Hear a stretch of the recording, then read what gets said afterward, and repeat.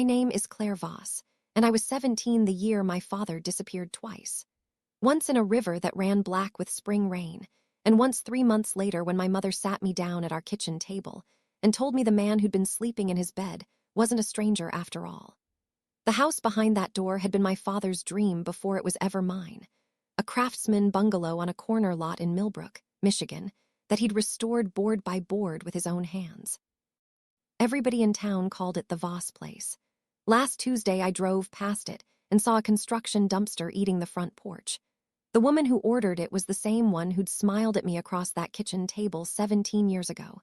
She was older now, and finally certain the house was hers to erase. She was wrong about that. What the building permits had quietly approved, and what I found taped inside a heating vent in the basement, is the part nobody at that zoning board saw coming. Welcome back to Calm Drama Stories, where we tell quiet stories about ordinary women, the families that underestimate them, and the slow, certain way the truth comes out. If a house ever held the last of someone you loved, you already know why I couldn't look away. Drop a comment and be sure to subscribe. The river took my father, David. In the April I turned 17. He was 51. He'd gone out in his aluminum boat to check the dock pilings after a week of storms, and the current had decided otherwise. They found the boat 3 miles downstream, wedged against a fallen elm. They never found him. I sat on our front steps in the rain and waited for a body that never came.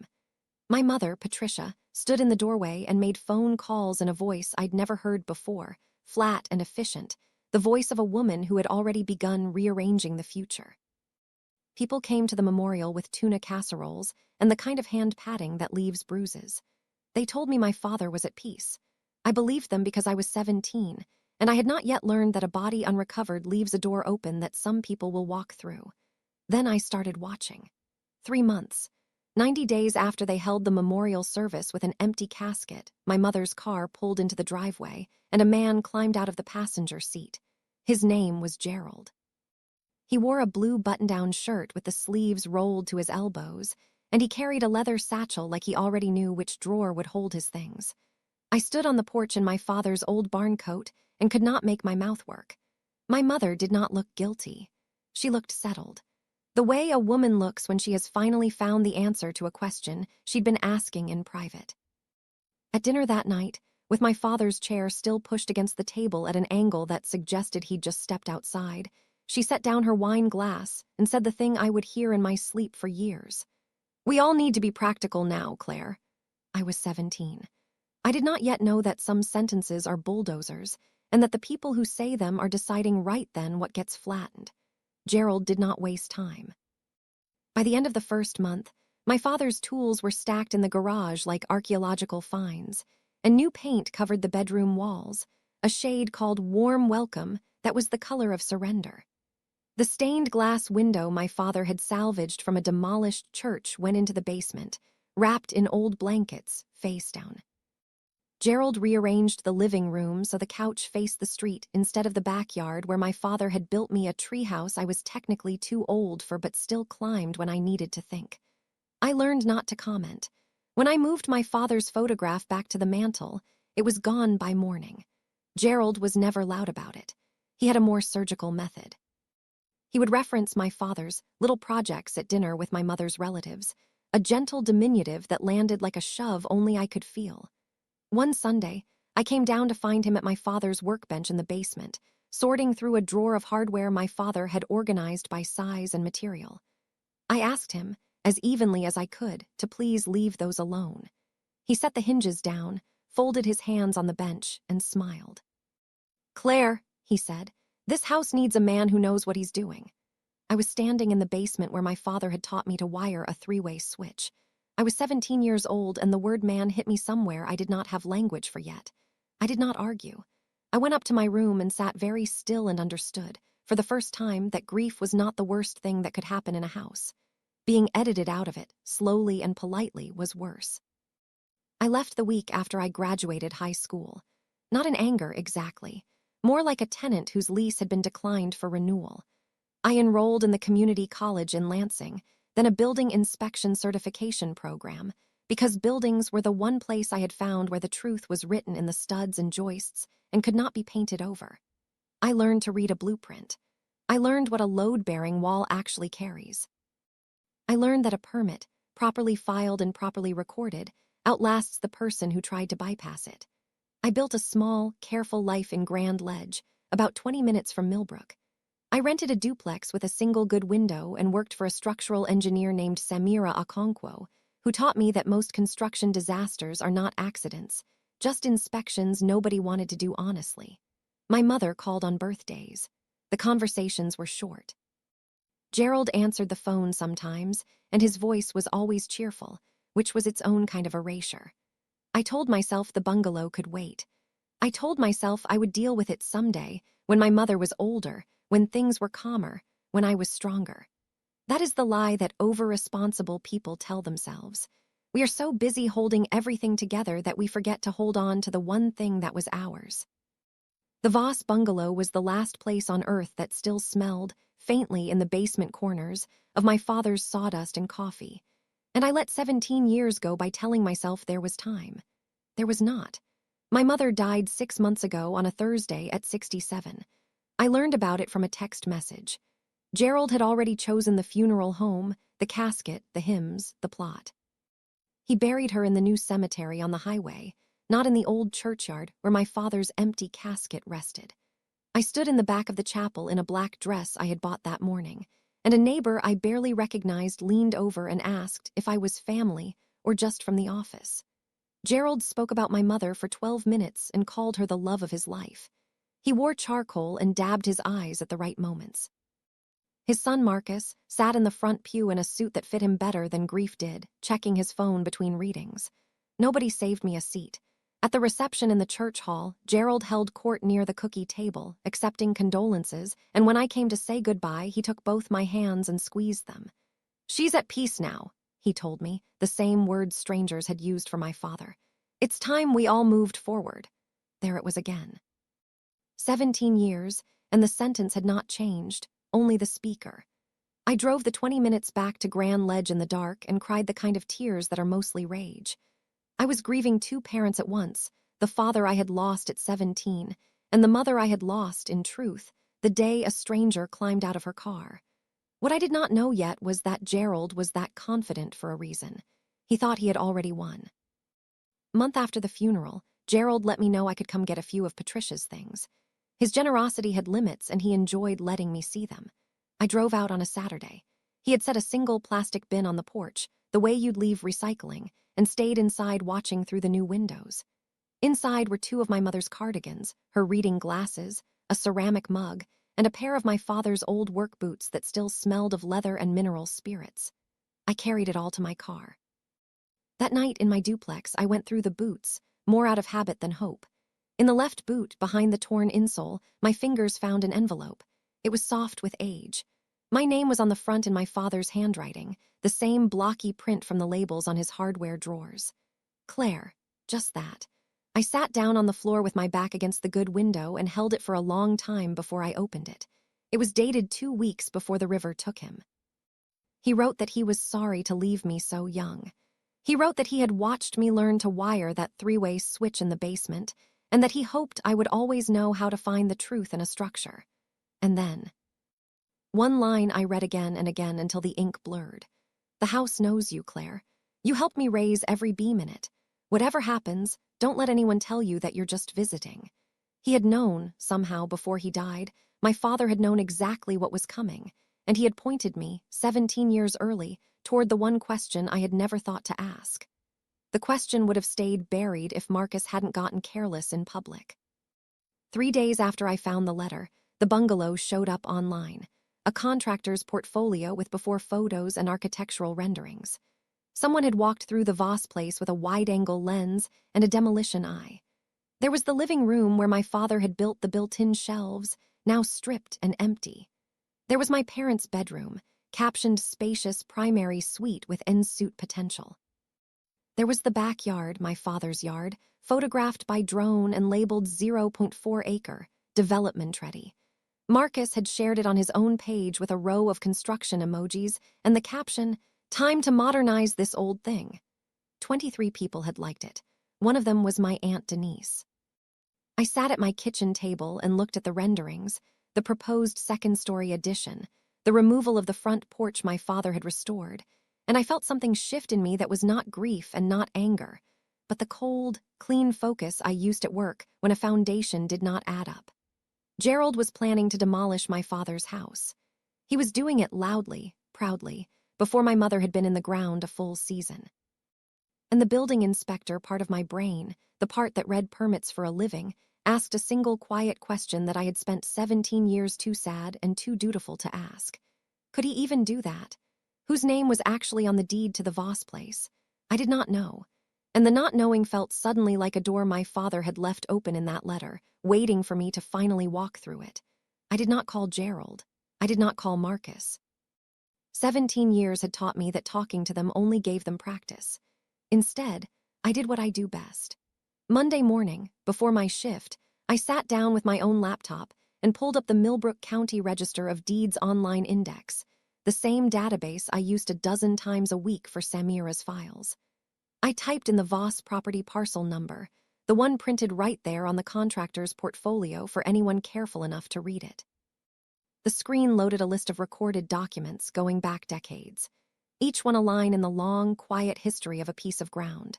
Deeds, mortgages, paid off, a survey from the 80s, my grandfather's name, my father's name, and then near the very bottom, a recent entry that did not sit right.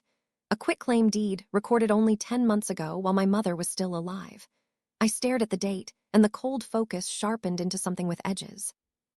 I closed the laptop, drove the 20 minutes to the county seat in Millbrook, and walked into the recorder's office with my inspector's eye and my own grief, and asked the clerk for certified copies of the full chain of title. Because if there was one thing I had learned in 17 years of letting things slide, it was this.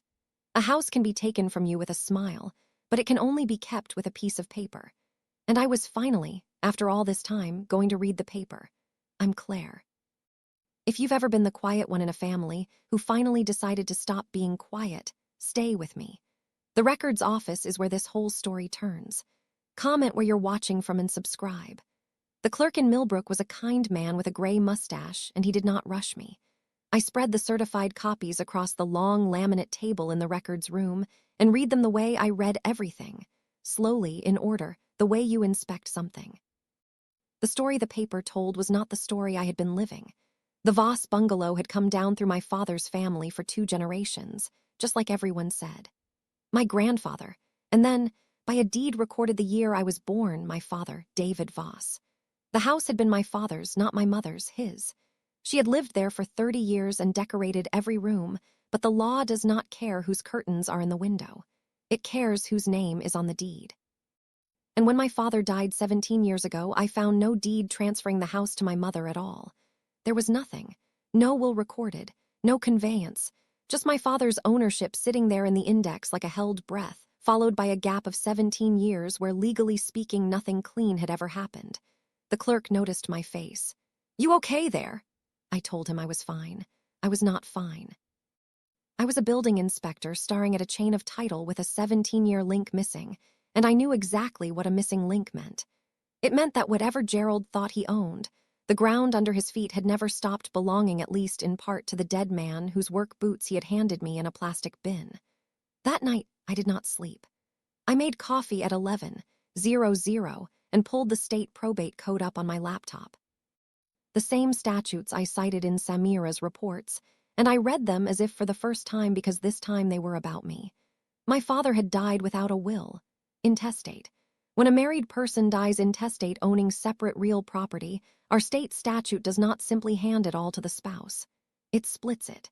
The exact split is different from state to state, and I read ours twice to be sure. Where there is a surviving spouse and one child, each takes a 1/2 undivided share of the separate real property. I read it 3 times. 17 years ago, the April I turned 17, the day they lowered the empty casket into the ground, the law had quietly given me an undivided 1/2 interest in the Voss bungalow. Half of my father's house had been mine since I was 17 years old. Nobody had told me. Nobody had probated his estate or partitioned the house or signed a single honest piece of paper. My mother had simply gone on living there, and then a stranger had gone on living there, and the years had piled up over my name like insulation over a wiring run. But the wire was still there. I knew enough law to feel the hope and enough law to be afraid of it. Living in a house does not erase a co-owner's interest unless you formally push them out in writing, and nobody had ever done that to me. They had just smiled and called me a visitor. I closed the laptop at 2:00 in the morning and sat in the dark and thought, for the first time in 17 years, that my father might have been right. The house did know me. 2 days later, Marcus called me. He had not called me in years. His voice was friendly in the rehearsed way of a man reading off a script. He said the renovation was moving along nicely, real exciting, and there was just a little paperwork thing the contractor wanted cleared up. A formality. He needed me to sign a quitclaim deed. Just to tidy up the file, he said. You know how these permit people are. I did know how these permit people are. I knew that a quitclaim deed is the document you sign to give away any interest you have in a property. No questions asked, no money required. I knew that a contractor had flagged something in their title search, which meant a title company had found exactly what I had found in Millbrook. My name, my half. I kept my voice as warm as Gerald's. I said I'd be glad to look at anything they needed, and asked him to email me the document and the title commitment so I could read them first. There was a pause. Then Marcus said, with an edge sliding in under the friendliness, that I didn't need to make it complicated, that it was family. That I should just trust them and come sign. We're not trying to cheat anybody, Claire. I said I never thought they were, and that I still wanted to read it first because I read documents for a living, and it would be strange not to. He hung up without saying goodbye. I sat with the dial tone and understood two things at once. They knew about my half, and they had been hopping I was still the 17-year-old who signed whatever the adults put in front of her. I was not. My Aunt Denise showed up at my duplex on Thursday, which told me how worried they were because Denise did not drive 20 minutes for anything but a funeral or a favor. She is my mother's younger sister, a decent enough woman in the way of people who think keeping the peace and doing the right thing are the same thing. They are not. She sat in my one good window seat with her purse in her lap and told me she'd heard there was some confusion about the house. She told me Gerald had given my mother good years, that I'd been gone a long time, that nobody wanted a fight. Then she said the line they had clearly sent her to deliver. Don't drag your mother's name through a courtroom, Claire. Let the man fix the place and move on. Move on. Even Denise. I looked at my aunt and felt the old pull, the one that had cost me 17 years. The pull to be reasonable, to not make trouble, to carry the family's comfort on my own back because I was the responsible one, the quiet one, the one who could be counted on to absorb the loss so nobody else had to feel it. That instinct is not kindness. I had finally learned the difference. I told Denise I loved her and that I would never say one false word about my mother. Then I told her the truth. Aunt Denise, that house was my father's. Half of it has been legally mine since I was 17. I'm not dragging anybody's name anywhere. I'm just not signing it away. She left looking troubled, not because she thought I was wrong, but because she could see, finally, that I was not going to be the one who broke this time. There was one person left who had known my father as more than a name on a deed, and I had let 17 years go by without calling him. My Uncle Ray, my father's older brother, lived in a tidy little ranch at the edge of Millbrook with a workshop that put Gerald's basement sorting to shame. Gerald had eased Ray out of the family the same way he'd eased me out, with warmth and distance until the invitations simply stopped coming. Ray opened the door, looked at me, and said, "You've got David's hands." Then he put the coffee on. We sat at his table and I told him everything. The deed, the half, the quitclaim Marcus wanted me to sign. Ray listened the way old men listen, without interrupting, turning his mug in his hands. When I finished, he got up, went to a file cabinet, and came back with a photograph of two boys on a porch I recognized. The Voss bungalow porch. "That's me and your father," he said. "Our dad bought that place after the war. David always swore he'd die in it." He set the frame down and looked at me hard. "When your father got worried about the river, he told me, right there in that basement, that the house would be yours someday. I heard him say it. Then 3 months after the memorial, that man moved in and the promises got quiet." Ray reached across and held my wrist with a grip stronger than it looked. "Your father is in that lumber, child. So are you. Don't you let them tear him out from under you." I had come looking for a witness. I had found one. But I had also found, sitting in Ray's kitchen, the spine I'd been missing since I was 17. I drove back to the recorder's office in Millbrook the next morning and asked the kind clerk to pull the one document I had skimmed past in my hurry. The recent quitclaim deed recorded 10 months ago while my mother was still alive. He brought me a certified copy, and I laid it flat on the laminate table and read every line the way I read the ones that matter, with a finger under the words. The grantor was Patricia Voss. The grantee was Gerald Hallstrom. The deed transferred the entire Voss property, the house and the lot, to Gerald alone for the recited sum of $1 and love and affection. But it was not signed by my mother's hand.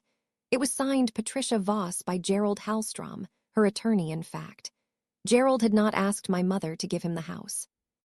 Gerald had given himself the house using a power of attorney, signing her name with his own hand and conveying her property to himself. I knew that signature line. I had typed it 100 times for Samira. An attorney, in fact, is a fiduciary, the highest duty the law knows. Unless the power of attorney says in plain words that the agent may give the principal's property to himself, a transfer like this is presumed void the moment a court looks at it. Self-dealing. I checked the date again. 10 months ago, I did the arithmetic in the quiet of that records room, and the floor seemed to tilt. 10 months ago, my mother had already been in the memory care unit. This was not a woman deeding her house to the man she loved. This was a man holding her power of attorney while she could no longer recognize her own daughter, deeding her house to himself and recording it before anyone thought to look. I sat very still and held the certified copy in both hands. It was the most damning piece of paper I had ever read, and it had been sitting in a public index for 10 months waiting for someone in this family to finally care enough to look it up. A single bad deed is a tragedy. A timeline is a case. I went home and built one the way Samira had taught me. A column of dates down the left side of a legal pad, because juries and judges and even angry relatives believe a timeline in a way they never believe a feeling. I wrote down the date my mother entered memory care. I had it from the facility paperwork Gerald himself had handed out, proud of how well he'd managed her care. I wrote down the date on the durable power of attorney, which was indexed in the recorder's office, too, signed by my mother 18 months ago, nomming Gerald her attorney in fact. And I wrote down the date of the self-dealing deed. Then I lined them up. The power of attorney had been signed 4 months after my mother's first dementia diagnosis, which I confirmed against a Medicare summary in the file Gerald had left in that bin, not realizing what he was handing me. The deed to himself had been signed and recorded 8 weeks after she entered memory care, when the facility intake notes, which an estate could subpoena, would describe a woman who no longer knew her own address. The notary who'd stamped the power of attorney kept a journal, by law, that anyone could request. I was not guessing anymore. I was assembling. Every date pointed the same direction, and not one of them depended on my word against his. They were all written down by other people in records that existed whether or not anyone believed me. By the time I capped my pen, I understood what kind of fight this was going to be. Gerald's whole life had been built on what he could make people feel. Mine had been built quietly on what I could prove, and for the first time, that felt less like a weakness and more like a weapon. Gerald must have felt the ground move because he stopped waiting on my signature and tried to outrun me. The portfolio flipped from coming soon to active demolition permit. The kind contractors file when they want a fast teardown and no questions. Marcus called twice more, the tone gone now, telling me the demolition was set, that I was holding up the family. That if I didn't sign the quitclaim by Friday, their lawyer would deal with it. Then Gerald himself called, the first time in years, his voice doing that warm thing over the phone. He invited me to a little family meeting at the bungalow Sunday, just to talk it through, just us. No need for lawyers. We could sign everything at the kitchen table like family. The kitchen table, where my father had taught me to read a blueprint. Where Gerald had once sorted through my dead father's hardware and called me a visitor. I knew exactly what Sunday was. It was the last, softest version of the trap. The one where they'd have the papers ready and the pen out, and 3 of them smiling at me until I gave in just to make it stop. I had walked into that room as a 17-year-old and let myself be erased. I was not walking into it as a 34-year-old to do it again. I told Gerald I'd think about Sunday, which was a lie, and I hung up and called the one person who could turn my legal pad into something Gerald could not smile away. My boss. If you've ever been told to stay quiet for the family's sake, you already know the weight of the choice I was about to make. Stay with me. Subscribe. Because on Monday morning, I walked into Samira Okonkwo's office and put the whole thing on her desk. Samira Okonkwo has been practicing real estate and probate law for 28 years and has the gift of saying devastating things in a calm voice. I laid it all out on her desk in order, the way she'd trained me, the chain of titles showing my father as sole owner, the intestacy statute, the power of attorney, the self-dealing deed, the timeline. Samira put on her glasses and read for 12 minutes without a word, which from Samira is a standing ovation. When she finished, she took the glasses off and looked at me. "Claire," she said, "this is the cleanest set-aside I've seen in 15 years. She walked me through it like I was a client, which I suppose I was now. First, the deed Gerald signed to himself. An attorney, in fact, is a fiduciary, and a fiduciary who transfers the principal's property to himself is self-dealing. Such a transfer is presumptively voidable, Samira said, and good faith does not save it. The question of whether Gerald meant well never even enters the analysis. Second, my interest.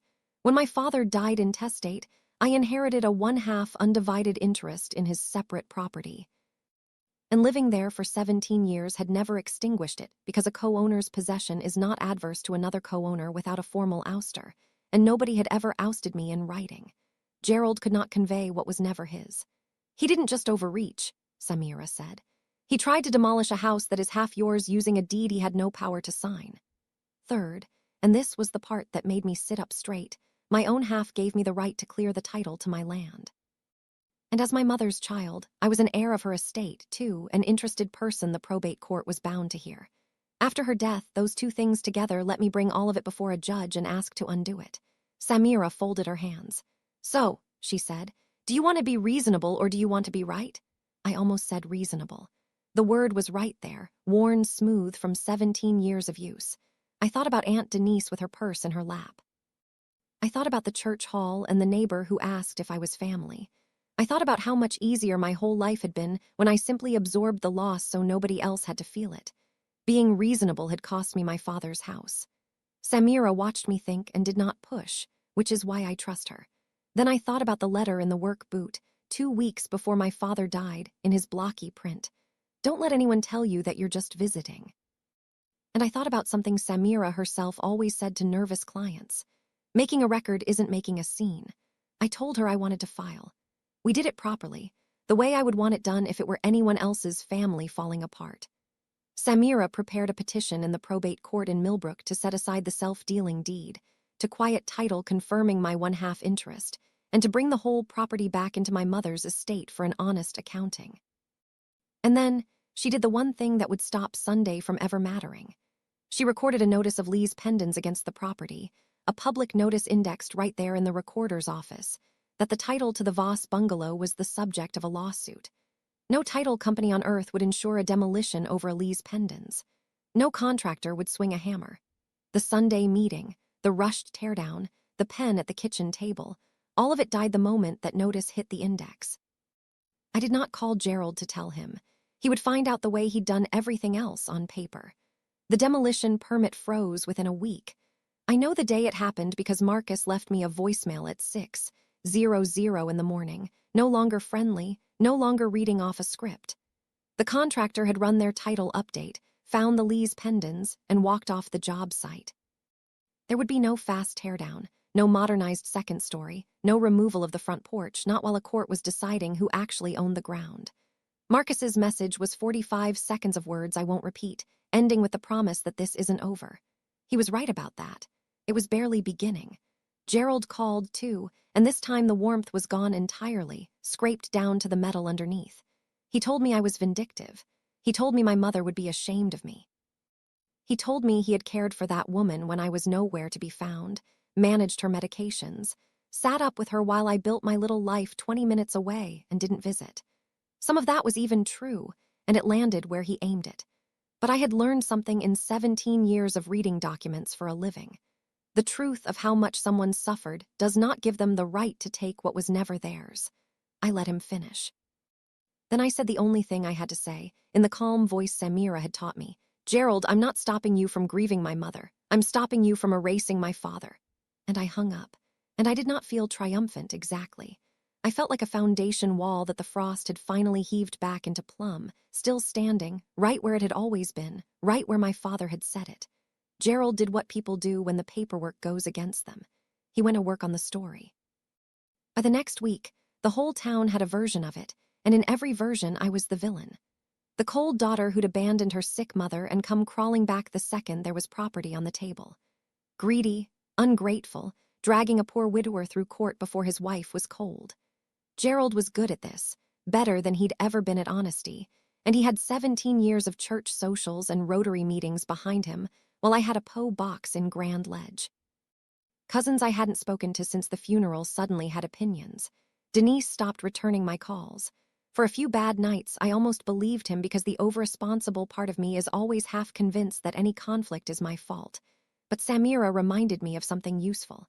A loud story and a true record can both exist, she said. Only one of them is admissible. And there was one moment, just one, when I saw the whole thing differently. I ran into Gerald's pastor at the hardware store, and he told me gently that Gerald had grown up in foster homes, that he'd never owned a single thing in his life until he married my mother, that he was terrified of dying old and homeless. And I understood him then for exactly one breath. He was not a cartoon. He was a frightened man who had decided that his fear entitled him to my father's house. I felt the pity, real and complete.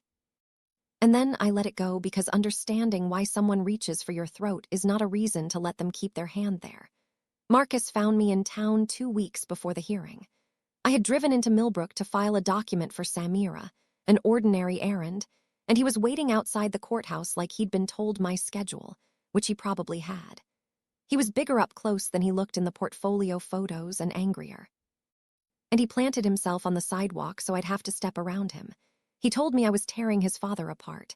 He told me I'd ruined the renovation, ruined his father's retirement, that Gerald had given up everything for this family and I was robbing him. People on the sidewalk slowed to watch, which is what he wanted. The old me, the 17-year-old, would have apologized just to make the starring stop. Instead, I stood there and let him spend himself the way you let a storm pass over a field. When he ran out of words, I said quietly, so he had to lean in to hear it. Marcus, I haven't said one untrue thing about anyone. Everything I filed is a public record. If you think I'm wrong, your father's lawyer can show the judge. Then I stepped around him and walked into the courthouse to file my paper, and my hands were steady on the door. That was the difference between us, and I think he felt it. He had a story and a temper and a sidewalk full of witnesses. I had a stamped, certified, indexed truth that did not care how loudly he stood in my way. He could yell at me until the streetlights came on. The deed would still say what it said. Discovery is the part of the law nobody puts in the movies, and it is where cases are actually won. Samira subpoenaed the records, and one by one they came back and made my timeline into something no story could outshout. The memory care intake notes arrived first. They described my mother on the date 8 weeks before Gerald signed the deed to himself as disoriented to place and time, unable to recognize family members, requires total assistance with decision-making. A woman who did not know her own daughter could not understand a deed. The neurologist's records came next. The dementia diagnosis 18 months back. The steady decline charted in a doctor's flat handwriting. Then the notary's journal, which in our state notaries are required to keep, showing the day Gerald brought the power of attorney to be stamped, and a small detail that would matter, that my mother had not been present to acknowledge it herself the way the statute prefers. None of it was a secret recording. None of it was my word.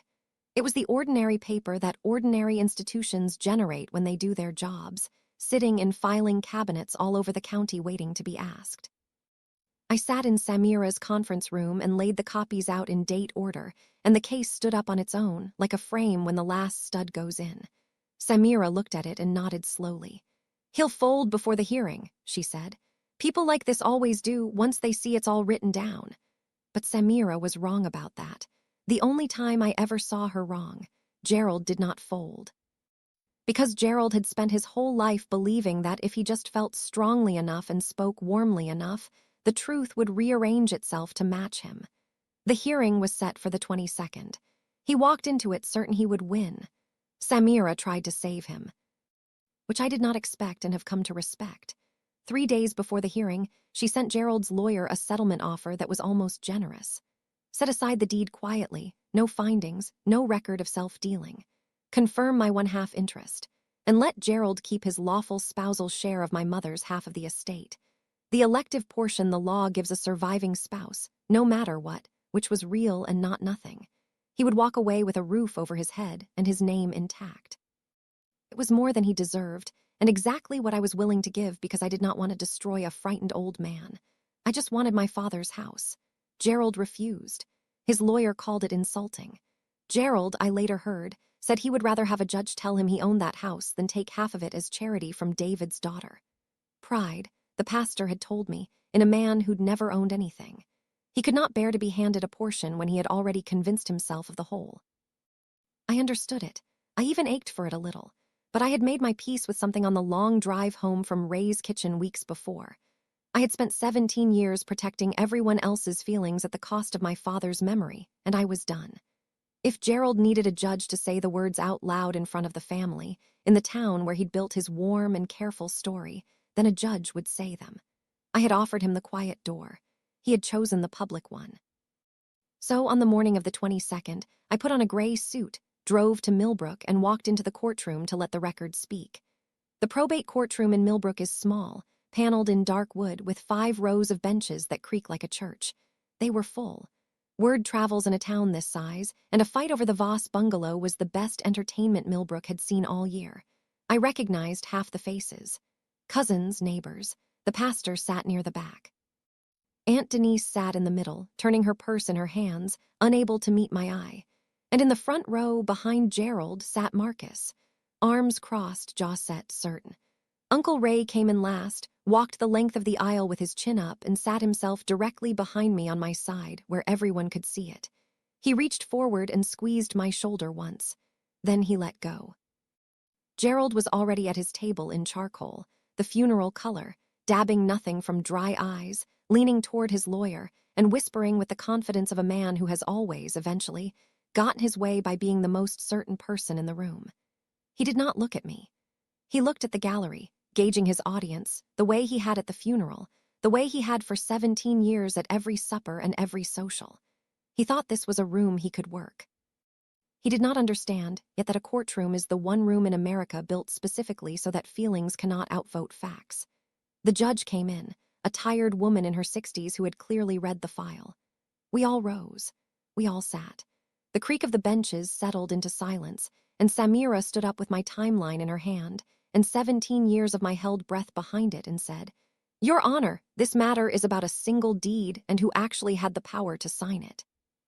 Samira did not raise her voice once. She never does. She built the thing in front of the judge the same way I'd built it on my legal pad, one dated document at a time, and the quiet of it was its own kind of thunder. She handed up the chain of title and walked the court through 2 generations of Voss men, ending with the deed recorded the year I was born. The bungalow was David Voss's separate property, Your Honor, solely his. She handed up the intestacy statute and the absence of any will or transfer.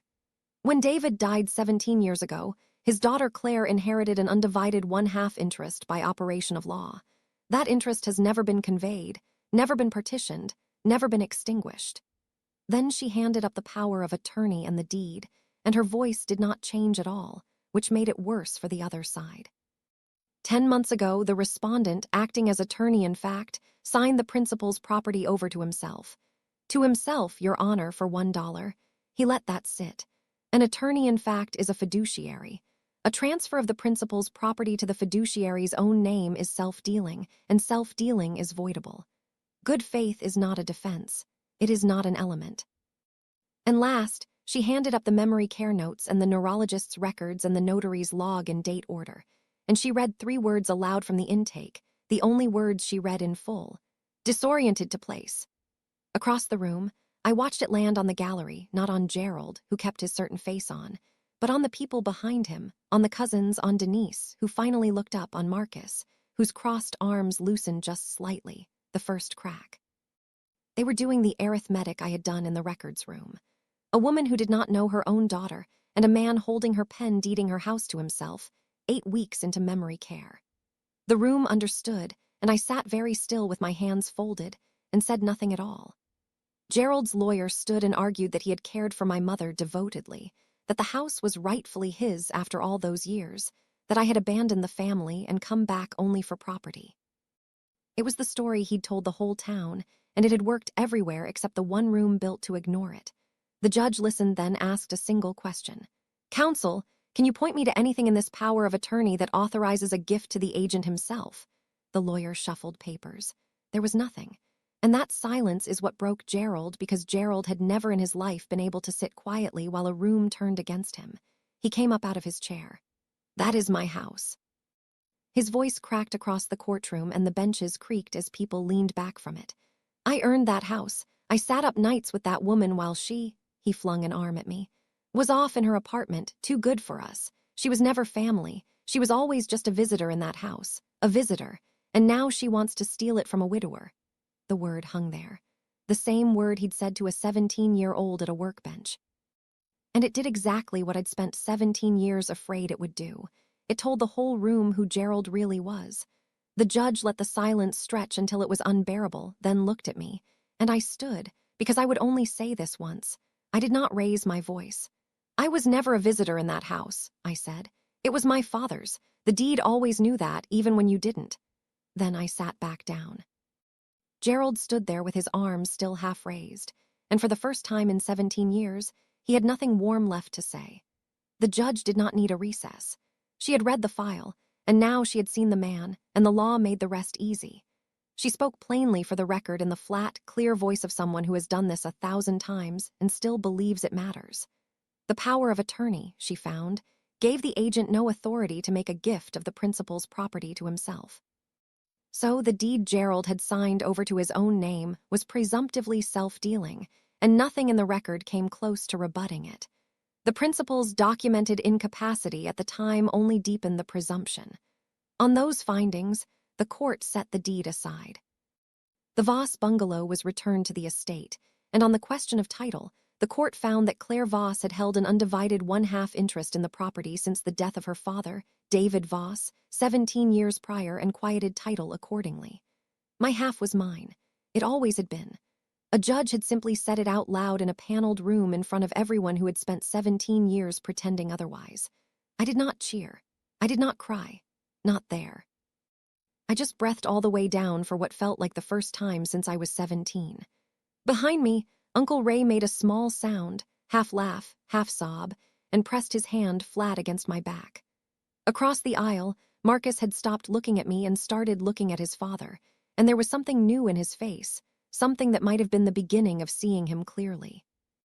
The judge gathered her papers, and the benches began to creak as the gallery rose, and the whole long story of the Voss bungalow, 2 generations and 1 stolen deed, and 17 years of my silence came quietly, finally, to rest on the right side of the truth. It did not end with anyone in handcuffs, and I want to be honest about that because real justice is usually quieter than people hope. The deed was void, the house came back into the estate, and the law took its ordinary course. My 1/2 was confirmed as mine. My mother's half passed through her estate, and from it Gerald received his lawful elective share as her widower, which was real and which I never tried to take because the law gives a husband that, and I am not in the business of breaking the law to punish someone for breaking it. He did not end up homeless. He ended up with what was actually his, which was the thing he had never been able to bear. Marcus's row of construction emojis came to nothing. Denise called me a week later sheepish and said my mother would have come around, which we both knew was a kindness rather than a fact. And Gerald, the last time I saw him, was loading boxes into a rental truck in the driveway, an old man afraid of being old, and I felt the pity again, complete and useless. I did not gloat. I just held the door of my car and let him go. I drove out to the bungalow on the first warm Saturday after it was settled. The 20 minutes from Grand Ledge I knew by heart, and this time there was no dumpster in the front yard. I walked the backyard by myself in the long gold light my father used to work in until evening. The treehouse I learned to climb, the porch where 2 Voss boys sat for a photograph, the lumber 2 generations of men had raised beams from. Uncle Ray came out a few weeks later, and we sat on that porch with iced tea, and he told me stories about my father I had never heard. The way David laughed, the way he could sulk, the whole real person I'd lost too young to know as a person. I'm going to keep the house. I don't know yet whether I'll live there or rent it or just let it sit and breathe, and I am in no hurry to decide. For 17 years, I let other people tell me I was a visitor in my father's house. I am done being told. I am home in the way that matters, which is on paper and in the studs both. My father couldn't leave me a perfect will or a tidy explanation, but he left me his name on a piece of ground and one line in his own hand, and I finally understand what he meant. The quietest record outlasts the loudest lie, and no one can make you a visitor in a place that the truth says is yours. That's my story. 3 months after a memorial, one stranger at the door, and 17 years until the records finally spoke. If this reminded you to find out whose name is on the deed, or to ask the quiet questions in your own family before it's too late, take that as your sign and do it this week. Share this with someone who needs it. Drop a comment, hit subscribe, and I'll see you in the next one.